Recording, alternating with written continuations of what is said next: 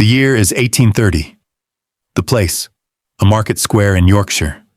The air is cold enough to steal your breath, turning it to pale mist before your face. The cobblestones underfoot are slick with a thin skin of frost, but the chill you feel has little to do with the weather. Around your neck rests the rough, unforgiving scratch of a rope halter, the kind used for livestock. The man holding the other end is your husband. His voice, slurred slightly by the ale he drank for courage this morning, rings out across the gathering crowd. "What am I bid for this fine woman?" he calls out. Strong back, good teeth, can cook and mend. The men who press closer wear expressions not of horror, but of calculation. They examine your hands for the calluses that prove you can work. They judge your face for comeliness. Your heart hammers against your ribs, a trapped bird knowing that in the next few minutes, your entire life will be sold to the highest bidder. The most terrifying part? This isn't a crime. In the twisted logic of its time, this public humiliation was, for countless women, their best chance at freedom. This is the forgotten world of wife-selling, a practice born not from cruelty alone, but from a legal system so rigid and unforgiving that it left the poor with no other options. To understand why a man would lead his wife to market with a halter around her neck, one must first step into a world where women were not people. They were property. Upon marriage, a woman's very legal identity was extinguished under the doctrine of coverture, or femme covert. Her existence was legally covered by her husband's. The renowned scholar Sir William Blackstone explained it in 1753. The very being or legal existence of the woman is suspended during the marriage, or at least is incorporated and consolidated into that of her husband. Imagine a woman, let's call her Mary Thompson. Before her wedding day, she could own a small plot of land, sign a contract, sue someone in court. The moment she spoke her vows, that person ceased to exist. Her wages belonged to her husband. Any inheritance from her parents became his. If she baked bread or took in washing to earn coin, every penny was legally his property. Even the clothes on her back were not her own. If her husband, William, beat her, the law offered little protection. He was within his rights to correct his wife as he might a child. If he drank away the rent money, brought home diseases from brothels, or refused to work, the law saw this as his prerogative as the head of the household. For the wealthy, there was divorce, but it was a luxury so extravagant it might as well have been a myth. Before 1857, ending a marriage required a private act of parliament, a process costing at least $1,000, a sum equivalent to over $100,000 today, more than a laborer's family would see in 10 lifetimes. Even after the Matrimonial Causes Act of 1857 made it slightly more accessible, the cost was still a prohibitive 40 soklers, a full year's wages for a poor man. For the working class, the options were bleak. Desertion, a church separation that forbade remarriage, death, or the market square. And so, the ritual emerged from this desperation, a grotesque parody of commerce and matrimony wrapped into one public spectacle. It began with an advertisement in the local paper, reading like a listing for livestock. John Smith will sell his wife Mary at Doncaster Market on Tuesday next. She is healthy, strong, and of good character. No reasonable offer refused. Another might read, Thomas Brown, being tired of his wife, will dispose of her to any person willing to take her off his hands. She can wash, cook, and milk cows. On the appointed day, the husband would lead his wife to the bustling market square, a place normally reserved for the sale of animals. The halter, often of rope, but sometimes of ribbon in a sad attempt at dignity, was the central symbol. It was not merely theatrical. It explicitly marked her as chattel, property to be transferred from one owner to another. The auction would begin, the husband himself often acting as the auctioneer. What am I offered? She's 26 years old, can bear children, excellent at needlework, and has all her teeth. The crowd would press in, a mix of jeering curiosity and serious appraisal. But the historical record reveals a crucial, life-altering detail that changes our entire understanding of these scenes. In most cases, the sale was not a random act of cruelty. It was arranged in advance. The buyer was very often the woman's lover, and the entire humiliating ceremony was a form of consensual divorce and remarriage, a public performance designed to grant a shred of legitimacy where the law offered none. The humiliation was real, but it served a purpose. It was a price paid for a second chance. In one documented case in Brighton, a man sold his wife for $5 to a sailor. The newspaper noted that she seemed nothing loath to go, and the transaction was conducted with an air of good humor. All three parties understood the unspoken rules. The prices varied wildly, from a shocking $100 plus $25 per child to as little as a single glass of ale. Most sales fell between 2 shillings and 6pence to 5 shillings, but the money was almost irrelevant. What was being purchased was not a person, but a life. What mattered was the public witness, the dozens or hundreds of people who could later testify that the woman had been legally transferred, her old obligations nullified. After the sale, the halter was handed to the new husband, a symbolic passing of title. The ritual often concluded with all parties retiring to the nearest pub for a wedding feast, a bitter celebration paid for by the new husband, sometimes even with church bells ringing. The community, starved for drama and entertainment, treated it as a public spectacle, a carnival of rough justice. Yet for every consensual sale that offered a path out of misery, there existed another that was every bit the nightmare it appeared. Not every woman on the auction block had a sweetheart waiting in the crowd to bid for her. Some found themselves genuinely auctioned to strangers, their futures determined by the highest offer from a sea of unknown faces. In March of 1766, a carpenter from Southwark, in a fit of drunken conjugal indifference, sold his wife at an alehouse. When he sobered and begged for her return, she refused. The desperation of his situation proved too much. He hanged himself. His story is a stark testament to the brutal, impossible choices this system created. Imagine the pure terror of that scenario. A woman standing on a crate, the coarse rope chafing her neck, while men she has never met step forward to examine her. In 1824 in Manchester, one such wife was initially knocked down for 5 shillings, but upon seeing her purchaser, she protested. She was put up for auction again and finally sold for 3 shillings and a quart of ale. Her voice, though filtered through a condescending newspaper report, carries a shred of agency. She could refuse a buyer she found unsuitable. But what kind of choice is that? To select your owner from a lineup of strangers is not freedom. It is merely the selection of a new jailer.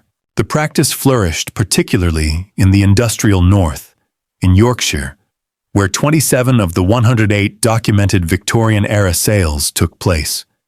The breakdown of traditional communities under the pressure of rapid industrialization created a vacuum where such desperate customs could take root. In one particularly chaotic case in Halifax in 1837, a blacksmith first sold his wife for 1 shilling, then bought her back, then resold her to a married man for half a crown. When the wife learned of this third transaction, to which she had not consented, the newspaper dryly reported that she responded by mauling her faithless spouse rather severely.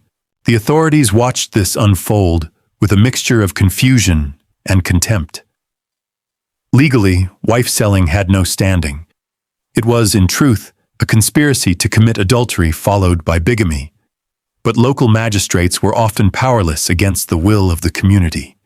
In 1819, a magistrate in Ashbourne, Derby, attempted to prevent a sale, only to be pelted with refuse and driven away by an angry crowd. Later, he admitted his uncertainty, stating, "I do not think I have a right to prevent it, because it rests upon a custom preserved by the people." Some officials didn't just turn a blind eye, they actively encouraged it. Poor law commissioners, responsible for the destitute in workhouses, sometimes compelled husbands to sell their wives, rather than have the parish support a separated family. In 1814, Henry Cook was forced by the Effingham workhouse authorities to sell his wife at Cudden Market for 1 shilling, with the parish even paying for the journey and a wedding dinner.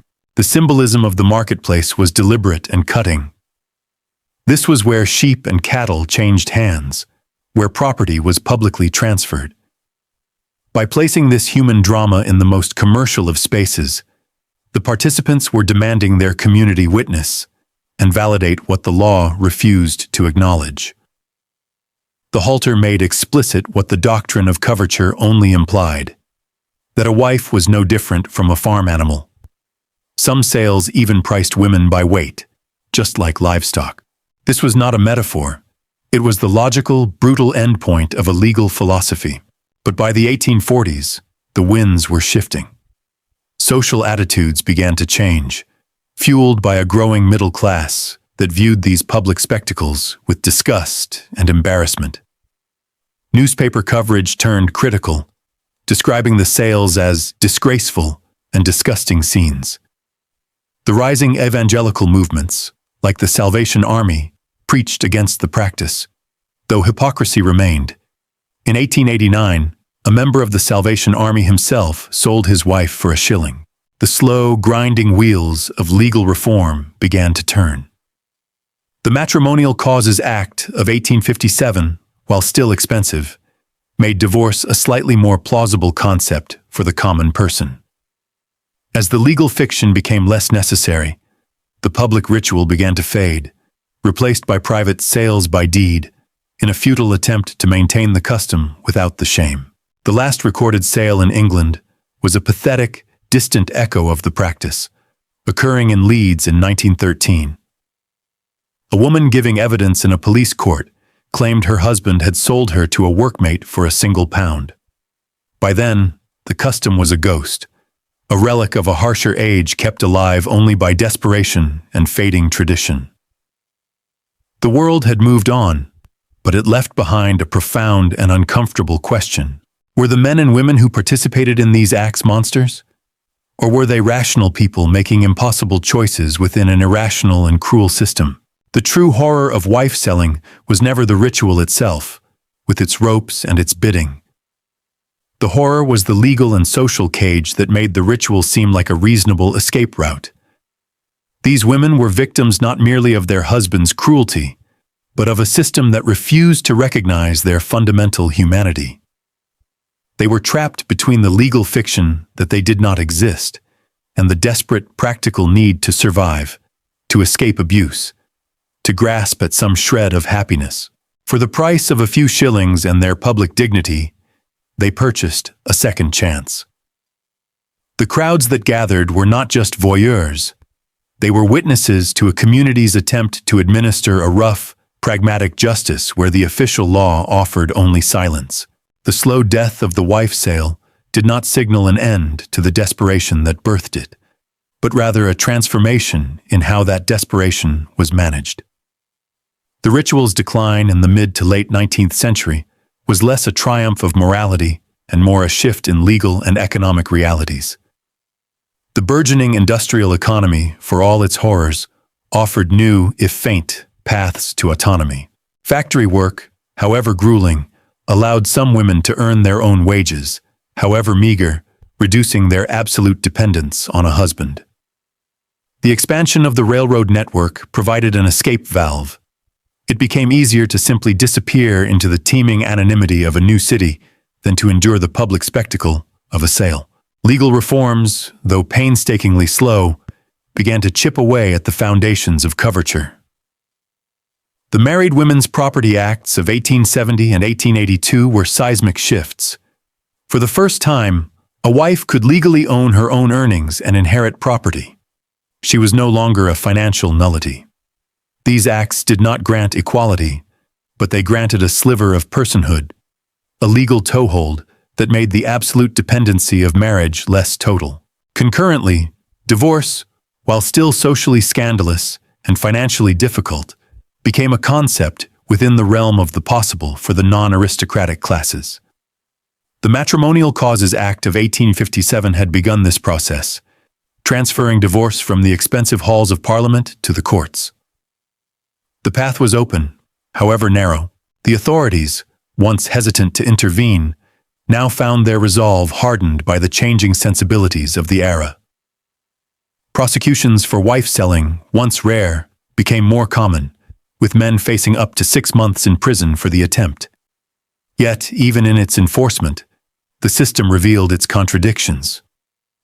Juries, often composed of working-class men who understood the practical pressures that led to such acts, were sometimes reluctant to convict. How could they condemn a man for seeking a solution to an intolerable marriage when the law still offered so few legitimate outlets? As the practice faded from town squares, it found a strange afterlife in popular culture. Music hall songs and penny dreadful novels transformed the grim reality into a source of crude comedy. The husband became a buffoon, the wife a shrew, the buyer a dupe. This sanitization allowed the middle and upper classes to view the practice not as a symptom of a broken system, but as a peculiar barbarism of the uneducated poor, a cultural curiosity to be mocked from a distance. This willful misunderstanding insulated them from the uncomfortable truth that wife-selling was a rational, if desperate, response to a shared injustice. The echoes of the halter, however, extend far beyond historical curiosity. The practice holds up a dark mirror to our own time, asking profound and uncomfortable questions about the nature of choice, agency, and justice. What happens when legal systems fail to protect the most vulnerable? The women who stood on those auction blocks were not merely passive victims. They were active agents making a horrific calculation. They traded their public dignity for a chance at private safety, weighing the certainty of their present misery against the uncertain hope of a better future. In this, their story is tragically modern. We see parallels today in the impossible choices forced upon people by failing systems. The undocumented immigrant who cannot report abuse for fear of deportation. The victim of domestic violence trapped by economic dependency. The individual facing bankruptcy due to medical debt. These are modern versions of the same fundamental dilemma: how to survive when every available path requires the sacrifice of a fundamental right, be it dignity, safety, or legal personhood. The market square is gone, but the brutal calculus of desperation remains. The legacy of these women is not one of simple victimhood to be pitied from the comfortable distance of history. It is a legacy of raw, gritty resilience. They looked into the abyss of their legal non-existence and found a way, however degrading, to assert their will to live on their own terms. They understood a painful truth that resonates through the centuries. Sometimes, survival requires negotiating with the very systems that oppress you. The story of wife-selling ultimately reframes our understanding of freedom and progress. The rights we take for granted, to divorce, to own property, to have legal autonomy, were not inevitable gifts of a progressively enlightened society.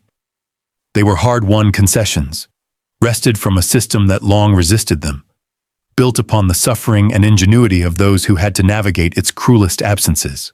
The women who endured the rope and the gawking crowd were participants in this long, slow struggle. They were pragmatists of the human spirit, using the only tools a callous world allowed them to forge a path forward. As we close this chapter, the image that remains is not just one of humiliation, but of profound, defiant agency. It is the image of a woman, her face set with determination, whispering her choice into the cacophony of the auction, insisting on her own future. The market squares are silent now. The halters turn to dust, but the questions they raised echo into the present, challenging us to look at our own systems and ask, who are we failing? And what degrading prices are we still forcing people to pay for their survival, dignity, and freedom? Thank you for joining us on this journey into one of history's most haunting and forgotten chapters. If the story of these women who traded their dignity for a shred of freedom resonated with you, please take a second to like this video and subscribe to the channel.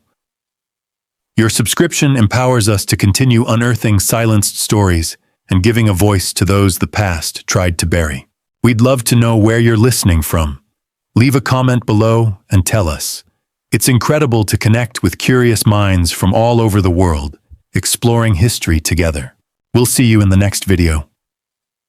Until then, keep questioning and join us as we continue to uncover the hidden truths of our past.